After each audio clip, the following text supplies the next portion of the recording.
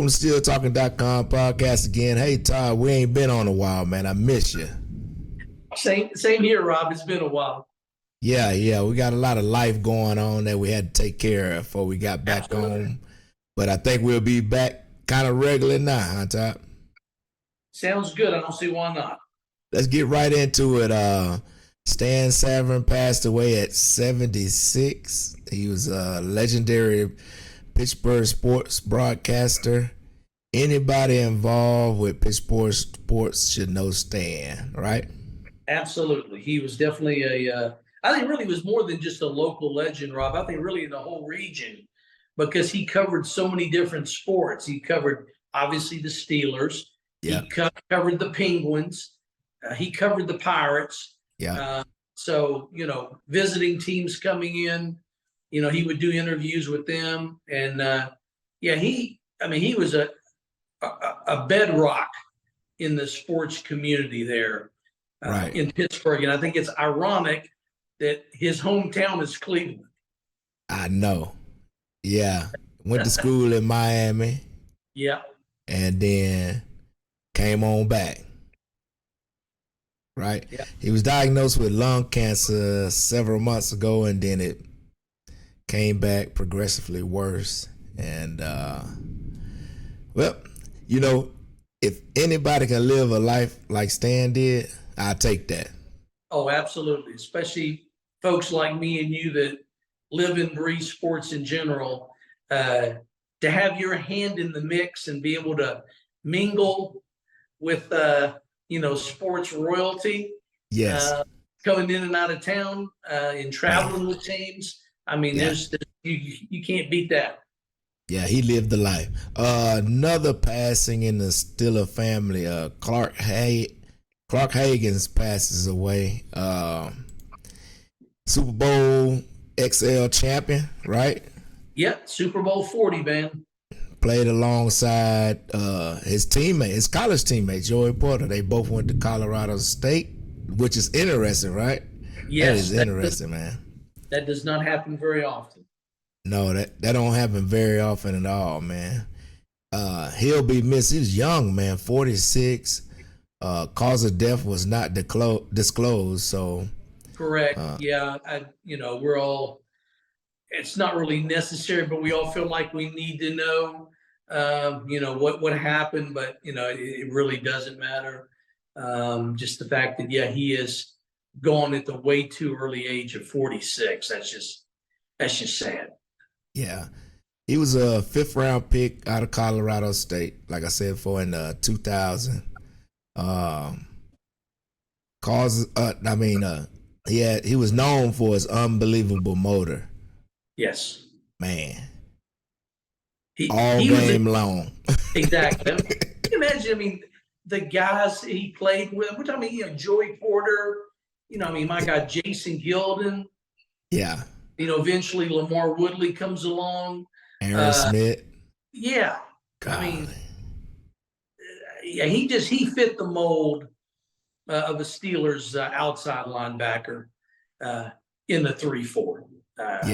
It's a really good fit. And again, he was playing behind some really great players. So he got overlooked a little bit until, he made a name for himself and became a starter. But it took, I think they said, almost 4 years before he finally cemented a starting position opposite Joey Porter. So, yeah, Jason Gilden got cut and he moved right on in. Yep. Yeah, I think they knew what they had in Haggans, or they wouldn't have cut Gilden. You wouldn't think so. Right. All right, man. Todd, we have a lot of moves. The whole free agency has been amazing to me. How much we've been moving, grooving, rotating the bottom of the roster. I've never seen Steelers do this ever. I've been saying that, but every week it's more and more. This week we signed linebacker Nick, and help me, Kwiatkowski from the Bears. He was a 4th round draft pick by the Bears, 2016. Yeah, right? he's been around for a minute. And played with the Raiders, played with the Falcons. Provides depth if he can stick. And also we brought in long snapper Rex Sanahara. Yeah, Say that. Say it. Sanahara. Sunahara, yeah. Yeah, played college at West Virginia, right down the street. They love local products, man. I mean, it's amazing. I bet if you went down this roster as it stands now, Rob, now that we've got 90, I bet you almost a quarter of the roster are guys that played within, I'd say, no more than 200 miles of Pittsburgh. Yeah, I mean, even Nick played at Bethel High School somewhere in Pittsburgh, right? Yeah. If it's not college and it's high school. Yeah. So it's interesting. A lot of people have Pittsburgh ties in the organization. It's like a big family. That is what they say, and we hear people that move on over time. They'll come back out, and that's exactly what they'll say. They'll say, "I never realized how special it was until after I left." Right. Do you have any insight on this Nick Kwiatkowski? Not really, Rob. I mean, I just think that he's right now. I'm going to say he is a fit for what the Steelers are looking for. Obviously, first of all, he's available. That's where it all starts. Right. He's not too old, and he has got a pedigree. He's got NFL experience. Yeah. Does he fit the exact mold of maybe what they're looking for? No, but I think they are really right now. They're lacking in coverage linebackers, and I think even though again he's not a what you and I anticipate a Steeler inside linebacker to be, which is at least 6 foot, 6'1", 250. That's what we like. He's on the slimmer side, but I do think that again he brings some non-Steeler measurables to the table, which is again an ability to help out in coverage. And like I said, I mean, if you look at the group now how it's currently situated, I'm not overly optimistic about the group as a whole. I still think there's room for improvement, especially experienced improvement. Yeah. Well, I don't know. You might not get your wish until other teams start making cuts. Sure. I got you. It's still a little. It's still a little thin at linebacker, but hey, right now I'll take what we have right now. You got some guys that's played in the league, a young guy on the come up, so we'll make it work. Oh, I know they will. Yeah, and we got Rex Sanahara, long snapper from West Virginia. Interesting, this guy's big. He's 6'6". He played basketball at Rhode Island before transferring to West Virginia in 2019. Yeah, he has no NFL experience. He's never played in an NFL game. He's obviously been on some practice squads. Right. But yeah, never played in a game. So I'm very interesting to see how he performs in camp. Yeah. And does he actually provide a real test to the incumbent? So we'll see. Yeah, he was in camp with the Finns, the Dolphins. Right. Then we had him in for a while. Yes. And then he played with the XFL, I think the Arlington Renegades. Either that, Rob, or either that, or I thought it was the San Antonio team. I could be wrong, but yeah, it was definitely one of the Texas teams. Oh, okay, yeah, maybe they're the Renegades. I'm getting them mixed up with Arlington. No, you are right. Arlington is the Renegades. The San Antonio franchise, they're the Brahmas. Okay. But anyway, he was in the XFL last year. Yes. Coming over and adding that that competition that I could see Omar Kahn and Andy Weddle and Coach T are trying to create at every single position. Yes. That's another thing I ain't seen before. We'll get into that later.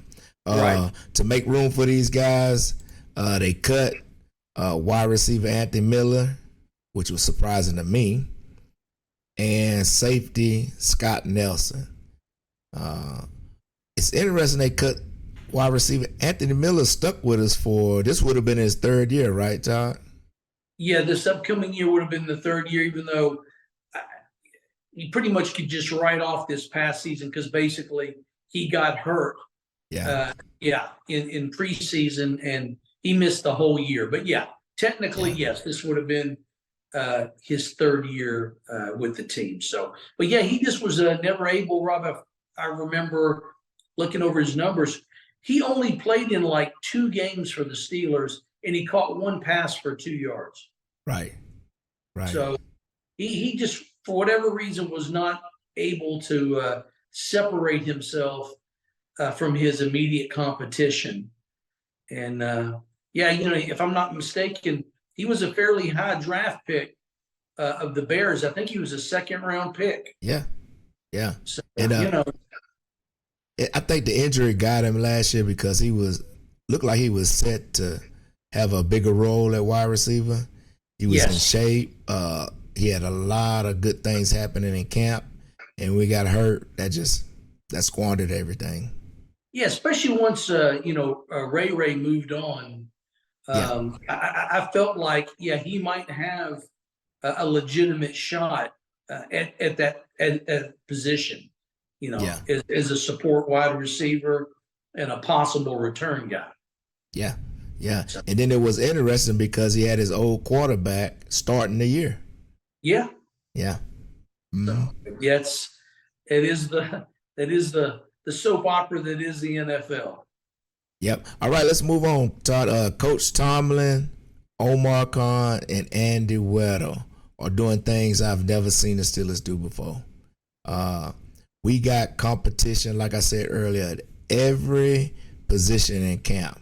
I mean, serious competition at punter, long snapper, returner, field goal kicker. I mean, they're not. Yeah. One thing I do like about what they do with that is you get a chance to get some guys in camp. If they don't make the team or they don't make the practice squad, at least you know you got him on the list. Okay, I've seen him. I know what he can do. If we need to make that call, we got his number. Yeah. Have you seen anything like this, Todd? This is so amazing to me, man. Well, since I knew we were going to talk about this, one of the first things I thought about, Rob, is going back a couple of years. In fact, it was after the 20 season when, Mr. Rooney kind of did his end of the year interview with a couple of the local media, but specifically Missy Miller. It may not be Miller. I apologize, but Missy with Steeler.com.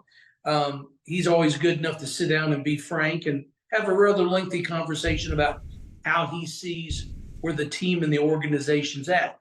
And he was fairly adamant in his way of talking in saying that he really wanted the Steelers to get back to what they were known for, which was running the ball. Okay.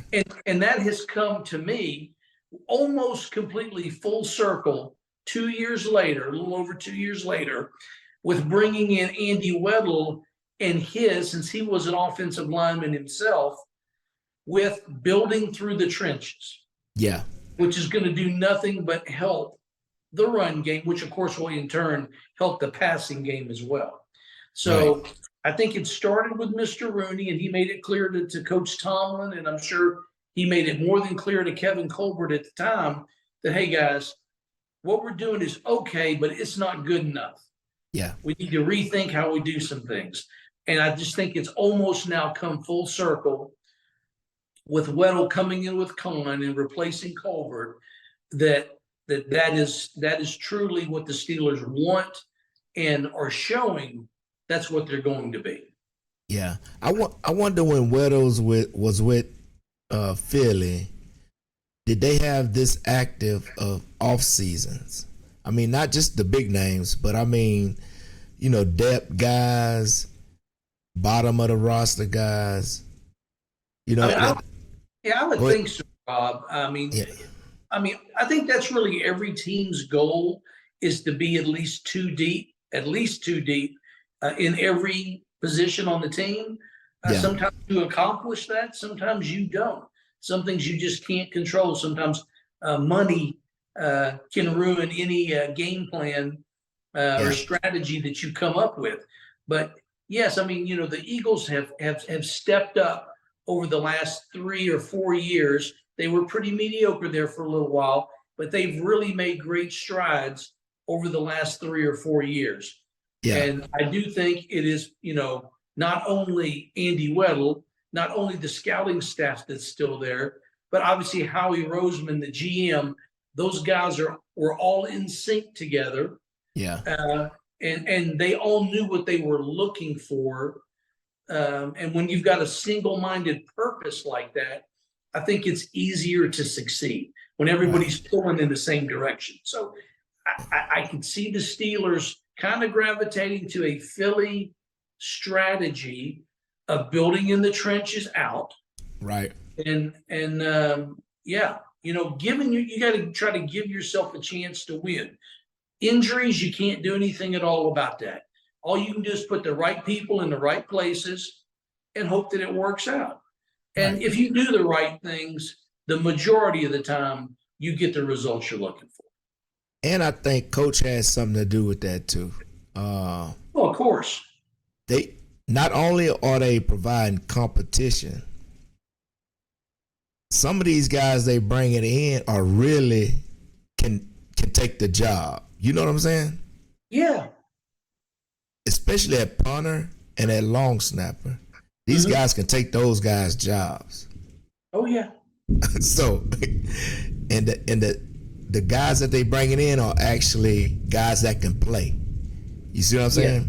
They not tomato cans. They not just guys you just throwing at the 90-man roster because you need them in the line to keep the starters from getting too tired. These are guys that might can take positions. I wholeheartedly agree with you, and this, like you said, this is football at its highest level. You can't accept anything below that. Right. So again, money creates limitations on what you can do as an organization, but you work within the constraints you've got, and you scour. My God, that's what scouting is all about, man. It's overturning every rock, every dark spot, anything you can imagine to try and find the player that's going to best fit your organization and what you're trying to do. And again, not only did they make changes at the top management-wise, but they made a lot of replacements in the scouting department as well, both pro scouting and college scouting. Right. Yeah. So yeah. I've never, just going back to the original question, typical me, got to take the long way around. Yeah. But I've never seen this level of activity from top to bottom. Obviously, again, if we were no longer in free agency, like back in the late 80s, early 90s, we wouldn't even be having this conversation. But we are in the new NFL. It's even more free agency oriented than it ever has been. Right. And the status quo no longer exists. Yeah. With all this positivity, Todd, now let's get down to some real questions. Do you see a change in your prediction for the record this coming up year? You were at 9-8 last time I checked. Yes. Yeah, I did look over the schedule. Yeah. Looked back over at the roster, and there's some wiggle room. Again, we're in this period of the off season where it's almost blasphemous not to be optimistic. Yeah. So even you, I will definitely agree that yes, I'm gonna bump it up from 9-8 to 10-7. and am still leaving some wiggle room for possibly even a better scenario this upcoming season. But I honestly think 10-7, barring some really bad injuries, that's a very attainable record. Man, that's a lot for you. When the last time you said 10-7? Man, the last time I even said 10 wins. That's what I'm saying. It was probably 2018, 2019, maybe. Yep. Yeah. Mm-hmm. So, yeah, there's a lot. I mean, whether you're a new Steeler fan or a lifer like you and I, it's about as sweet as it gets, given where we currently are and have not had a lot of success the way we like it to be. Right. It is hard not to be optimistic. Well, I'm stuck on 11-6. I'm still there. That's good. I mean, trust me, man. Like I said, I like to be wrong, man. I would love nothing more than for the Steelers to go 11-6. That would just tickle me like nobody's business. Yeah. All right, Todd. If anything else come up this week, y'all, we'll get the news out to you. Sure. Please hit the like button, subscribe button. Any comments? Comment what you think about what we talked about. What you think about Tomilin, Omar, Kahn, and Andy Weidl? What do you think about this offseason? Give us a comment. Right, Todd? Yeah, would love to hear from everybody. Yeah. All right, Todd, without further ado, here we go, Steelers. Here we go. Who?